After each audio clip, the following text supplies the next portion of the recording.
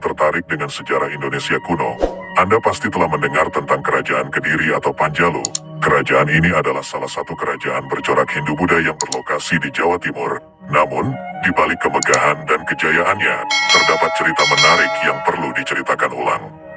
Kediri, atau Panjalu, memiliki sejarah yang kuat dengan Kerajaan Kahuripan, Dinasti Mataram kuno, dan Kerajaan Jenggala, Raja Airlangga, yang memimpin Kahuripan dari tahun 1009 hingga 1042 M, adalah figur sentral dalam kisah ini.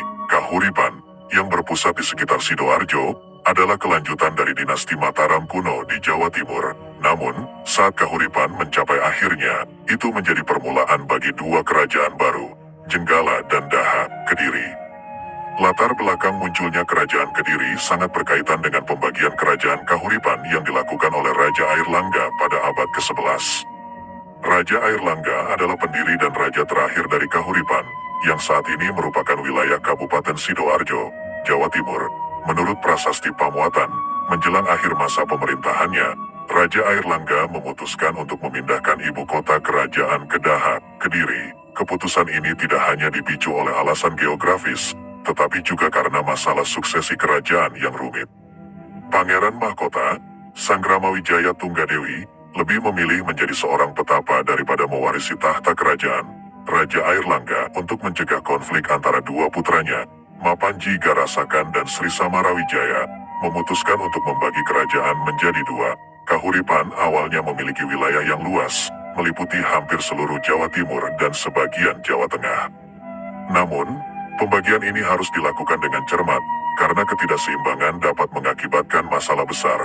Untuk menghindari hal ini, Raja Airlangga mencari bantuan dari Empu Barada, seorang pendeta Buddha yang juga adalah guru spiritualnya. Empu Barada disebut-sebut menggunakan kekuatan supranaturalnya untuk membagi kerajaan Kahuripan. Hasil pembagian menunjukkan bahwa kerajaan Jenggala, dengan ibu kota di Kahuripan, diberikan kepada Mapanji Garasakan.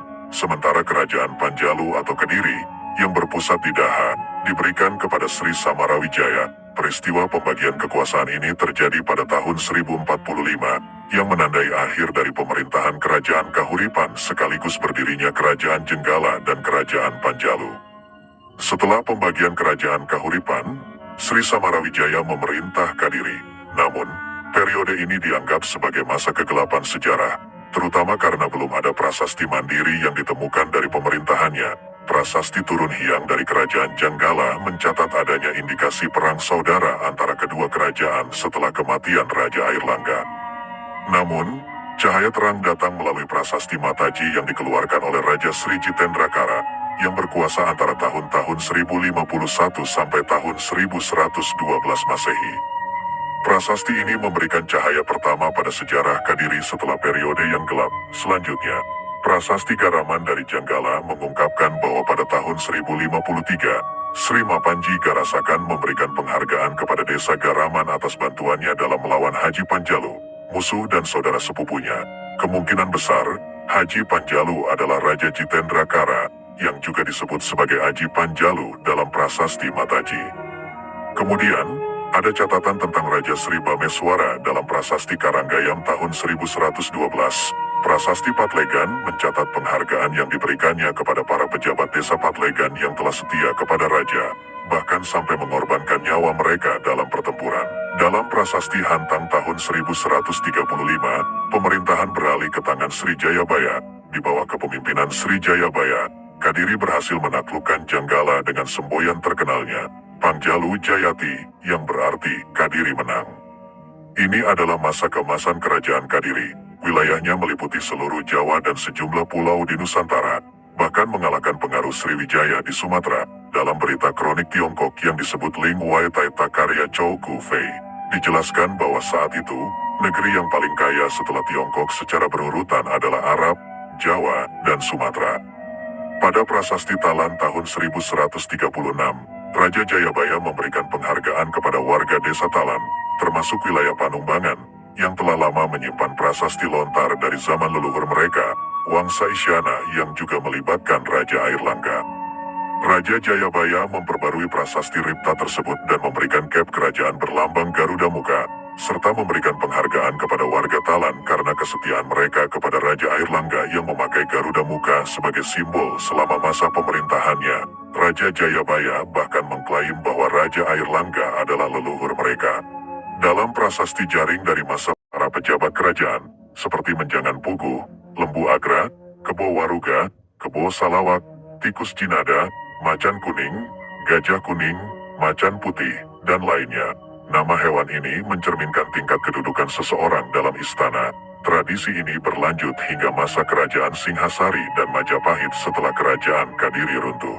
Penggunaan nama hewan untuk gelar dalam kerajaan Kadiri adalah cerminan dari penghargaan mereka terhadap alam sekitar. Binatang-binatang ini memiliki peran penting dalam budaya masyarakat Kadiri dan mencerminkan penghargaan mereka terhadap lingkungan sekitar.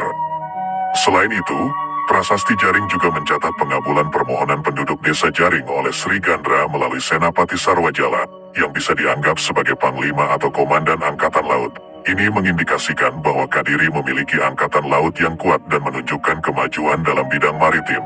Pada masa Sri Gandra, peran pejabat kemiliteran juga meluas hingga ke urusan sipil masyarakat, bukan hanya urusan perang atau kemiliteran semata.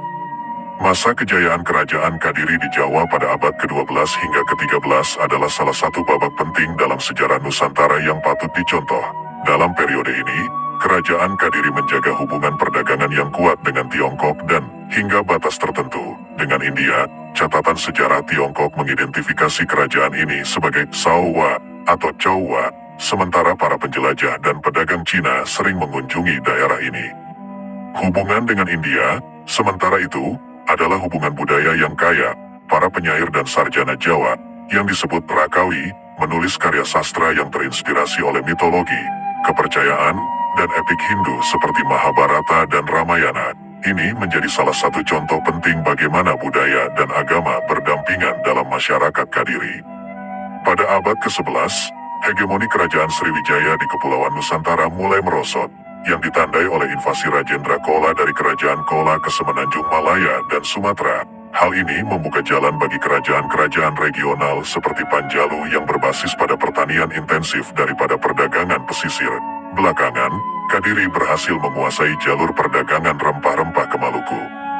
Menurut catatan Cina, masyarakat Kadiri memakai pakaian yang khas. Raja mengenakan pakaian sutra, sepatu kulit, dan perhiasan emas berukir. Masyarakatnya hidup dalam rumah yang bersih dan teratur, dengan lantai berubin kuning dan hijau. Raja adalah figur sentral dalam pemerintahan, dan pejabat negara akan membungkuk 3 kali kepada raja setelah pertemuan mereka. Selama raja bepergian, dia didampingi oleh ratusan tentara bersenjata dan pejabat, dan rakyat Panjalu akan bersujud saat raja lewat, hanya berdiri setelahnya. 3 pangeran ditunjuk sebagai asisten raja, sementara pejabat-pejabat seperti Simaji dan Luo Jilian mengelola urusan negara seperti menteri utama di pusat. Mereka dibayar dengan hasil bumi dan barang-barang, bukan gaji tetap. Di bawah mereka, ada ratusan juru tulis yang mengurusi administrasi kota, perbendaharaan negara, lumbung, dan tentara. Komandan militer diberi upah 20 tael emas setahun, dan tentara memiliki 30.000 prajurit yang masing-masing menerima emas sesuai dengan jasanya. Ketika datang ke masalah pernikahan, orang-orang Kadiri mengadakan akad nikah tanpa perantara. Keluarga laki-laki memberikan emas kepada keluarga perempuan sebagai mahar. Mereka tidak menetapkan hukuman bagi sebagian besar kejahatan, dan hukuman biasanya melibatkan pembayaran denda dalam bentuk emas, kecuali untuk perampokan, yang dihukum mati. Kehidupan sehari-hari masyarakat Kadiri juga menarik. Pegunungan dipenuhi monyet yang tidak takut pada manusia, dan mereka menyebutnya Raja Kera. Orang-orang lokal mengadakan sabung ayam dan adu babi hutan di kebun bambu. Rumah mereka dihiasi dengan emas dan batu giok, dan pedagang yang datang ditempatkan di wisma tamu. Makanan mereka kaya, dan mereka sangat memperhatikan kebersihan. Ketika sakit, mereka hanya berdoa kepada dewa dan Buddha, tanpa minum obat.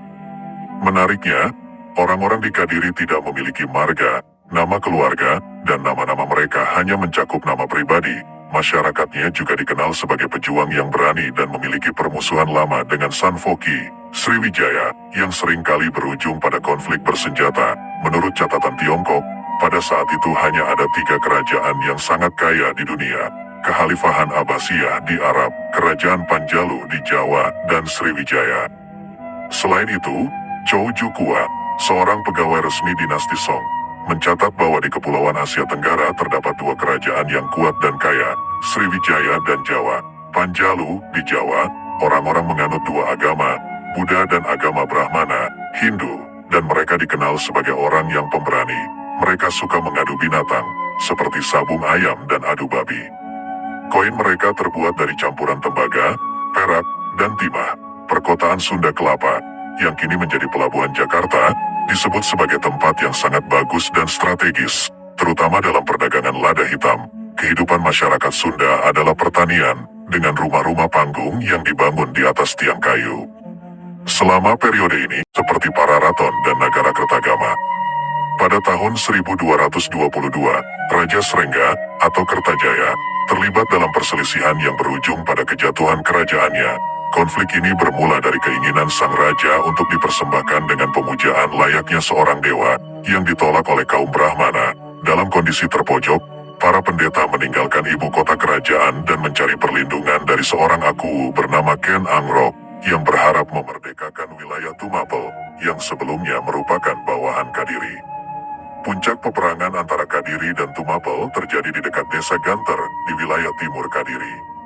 Pasukan Ken Angrok berhasil menghancurkan pasukan Kadiri, dan Kertajaya sendiri melarikan diri, bersembunyi, atau diperkirakan telah meninggal.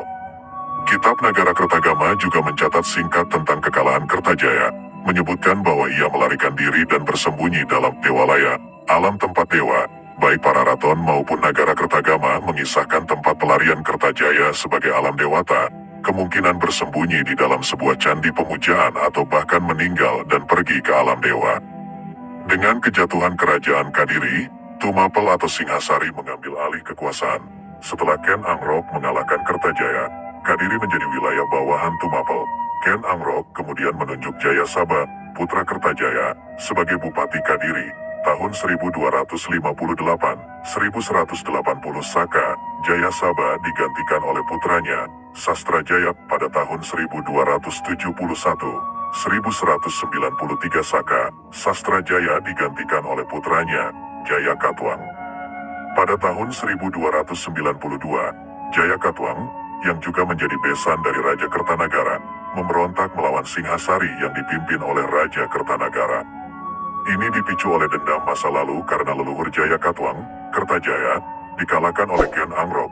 Setelah berhasil membunuh Kertanagara, Jayakatwang memulihkan kerajaan Kadiri, namun hanya bertahan selama 1 tahun karena serangan gabungan oleh pasukan Kekaisaran Mongol di bawah Ikemese dan pasukan menantu Kertanagara, Raden Wijaya, pendiri Majapahit.